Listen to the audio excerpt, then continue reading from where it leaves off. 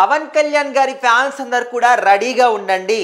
పండగ మనకు పండగ కన్నా ముందే వచ్చేస్తుంది.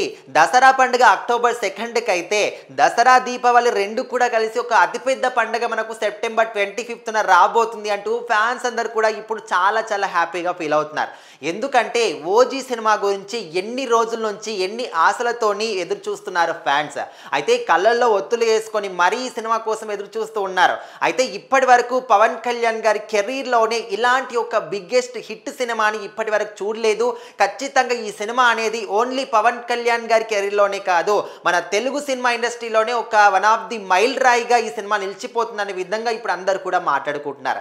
అయితే ఇప్పుడు ఏపీ ప్రభుత్వం ఈ సినిమాకు సంబంధించి టికెట్ల హైక్ కోసం కానీ అదేవిధంగా బెనిఫిట్ షోలకు కూడా పర్మిషన్ ఇస్తూ ఒక జీవోని కూడా పాస్ చేశారు. సో అది వచ్చిన తర్వాత ఫ్యాన్స్లో ఇంకా జోష్ పెరిగిందని చెప్పుకోవచ్చు. అయితే ఇప్పటి వరకు మనం చూస్తూ ఉంటే మన తెలుగు సినిమా ఇండస్ట్రీ చరిత్రలోనే పుష్ప 2కి గాను ఇట్లా ప్రీమియర్స్ కానీ బెనిఫిట్ షోలకి 1000 వరకు టికెట్ రేట్లు పెంచుకోమనే అవకాశం అయితే కల్పించారు.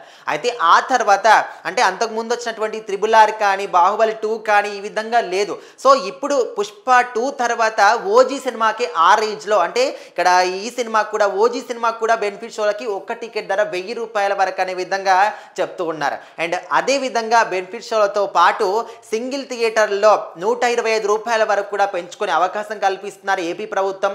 అదేవిధంగా మల్టీప్లెక్స్లో ₹150 వరకు పెంచుకునే అవకాశం కల్పిస్తూ ఉన్నారు. అయితే చాలామంది కూడా పవన్ కళ్యాణ్ గారి చేతిలో అధికారం ఉంది కాబట్టి ఇష్టం వచ్చిన రీతిన ₹1000 పెంచుకుంటున్నాడు, అంత పెంచుకుంటున్నాడు అనే విధంగా కూడా కొంతమంది మాట్లాడుతున్నారు. కానీ ఏ రకంగా కూడా ఇది కరెక్ట్ కాదు. సో మరి ఆయన ₹1000 పెట్టారంటే ఈ సినిమా తీసేంత వరకు మాత్రమే ఆయన చేతిలో ఉంటుంది. అండ్ ఇక్కడ ₹1000 టికెట్ ధర పెట్టాలా, 1500 పెట్టాలా, 500 పెట్టాలా, 300 పెట్టాలా అనేది కంప్లీట్గా ప్రొడ్యూసర్కి సంబంధించినటువంటి విషయం, సినిమా టీంకి సంబంధించినటువంటి విషయం. అండ్ ఇక్కడ ప్రభుత్వంలో భాగం కాబట్టి ఇక్కడ సీఎం చంద్రబాబు నాయుడు గారు అనుమతి లేకుండా పవన్ కళ్యాణ్ గారు ఏ దానికి కూడా అగ్రీ చేయలేరు. సో ఇట్లా మధ్యలో వచ్చేసి అనవసరంగా ఆయన గురించి చెడుగా మాట్లాడే వాళ్ళ గురించి కూడా ఫ్యాన్స్ చాలా ఫైర్ అవుతూ ఉన్నారు.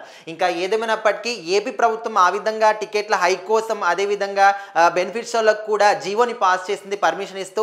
మరి తెలంగాణ ప్రభుత్వం అయితే ఇంకా దీని గురించి ఎలాంటి చలిచప్పుడు కూడా లేదు. మరి పర్మిషన్ ఇస్తుందా లేదో కూడా ఎవరికి కూడా అంత అర్థం కావట్లేదు. చూడాలి. మరి దిల్ రాజు గారు అయితే ఓజీ సినిమాకి సంబంధించినటువంటి రైట్స్ని ఇక్కడ మన తెలంగాణలో దక్కించుకున్నారు. మరి ఆయన ఏమైనా రేవంత్ రెడ్డి గారితో మాట్లాడి ఒక పర్మిషన్ తీసుకుంటారైతే వెయిట్ చేస్తున్నారు. ఏదేమైనప్పటికీ ఓజీ సినిమా కోసం మాత్రం ఫ్యాన్స్ చాలా హ్యాపీగా వెయిట్ చేస్తూ ఉన్నారు. మరి ఈ సినిమా కోసం 25th కోసం మాత్రం అందరూ కూడా ఆఫీసులున్నా కూడా లీవులు పెట్టుకోవడం కానీ ఆ రోజు కోసం అన్ని ప్లానింగ్స్ చేసుకోవడం కానీ సెలబ్రేషన్స్ ఏ విధంగా చేసుకోవాలి, కొంతమంది పూలాభిషేకం అంటారు, పాలాభిషేకం అంటారు, రకరకాలుగా ఫ్యాన్స్ ముఖ్యంగా పవన్ కళ్యాణ్ గారికి భక్తులు ఉంటారనేది ఇందుకే.